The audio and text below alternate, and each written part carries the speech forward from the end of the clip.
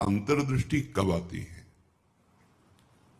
सेवा, स्वाध्याय, सुमिरन, सत्संग, फिर अंतर्दृष्टि समाधि।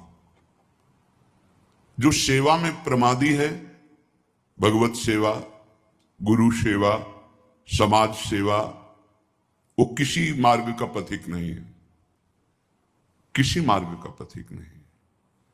बड़े बड़े महापुरुष जो ब्रह्मबोध हो गए या भगवत तत्व में स्थित हो गए, उनको भी इस भगवत स्वरूप समाज की सेवा करनी ही पड़ी। शरीर में जब तक हमारे बल है तब तक हमें समाज स्वरूप, भगवत स्वरूप, गुरु स्वरूप, वो एक ही परमात्मा बैठा है, हमें सेवा में तत्पर रहना है। क्योंकि इस शरीर से बहुत जन्मों में अशुभ कर्म हुए हैं, उनका क्षय सेवा से होता है। प्रगट शरीर से जब हम सेवा करते हैं, इसका प्रभाव मन पर पड़ता है। जो हम क्रियाएं करते हैं उनका प्रभाव मन पर पड़ता है। यदि अशुभ क्रियाएं हैं तो मन गंदा संकल्प करने वाला मलिन होता चला जाएगा। शुभ क्रियाएं हैं तो थोड़ा पवित्र होता जाए। लेकिन आपकी शुभ अशुभ दोनों से परे क्रियाएं भगवत स्वरूप, तो आपका मन भगवत स्वरूप हो जाएगा।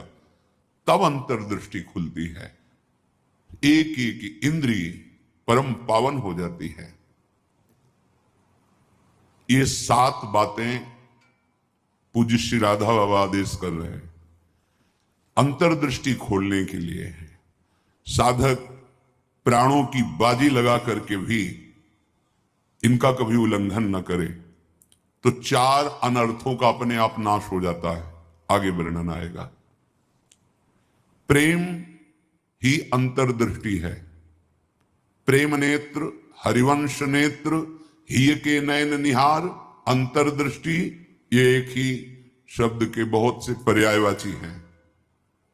प्रेम नेत्र कह रहे, प्रेम न बाड़ी नीपजे, प्रेम न हाट बिकाए, राजा परजा जेहि रुचे, शीस दे ले जाए।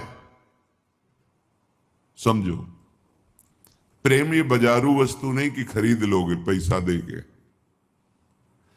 प्रेम ये ऐसा नहीं कि खेती बाड़ी है आप मेहनत करके इसे उपजा लोगे, नहीं। बोले चाहे राजा हो या प्रजा हो, जिसे भी प्रेम चाहिए शीस दे ले जाए। नारायण अति कठिन है हरि मिलन की बाट, या में पग पीछे धरे, प्रथम शीस दे काट। प्रथम शीस दे काट, शीस दे ले जाए, इसका क्या भाव होता है? अहम का समर्पण, बिका हुआ मैं हूं, मेरी कोई इच्छा नहीं, मेरी कोई चाह नहीं, अब जो ही कहें करें हम सोई, जैसा वो करते जोई जोई प्यारो करे, सोई मुझे भावे। बात हो गई। प्रेम नेत्र खुलने का अधिकारी हो गया। ये अहम ही तो नचा रहा है। ये कभी वैराग्य में बैठा लेगा, कभी तपस्या में, कभी भोगों में, कभी प्रमाद में। इसके अनुसार थोड़ी भूमिकाएं बनती हैं भक्ति की या ज्ञान की। आचार्यवाणी, गुरुवाणी, उनकी आज्ञा अनुसार चलने पर हृदय में भूमिकाएं जागृत होती रहती है। ये अहंकारी देहाभिमानी सुधरना ही नहीं चाहता, मनमानी आचरण करना चाहता है। मनमानी आचरणों से ही तो आज तक हम विमुख रहे, सुख से, शांति से, भगवदानंद से। दुख और अशांति, क्लेश और बंधन बार बार यही मन और बुद्धि तो दे रहे हैं।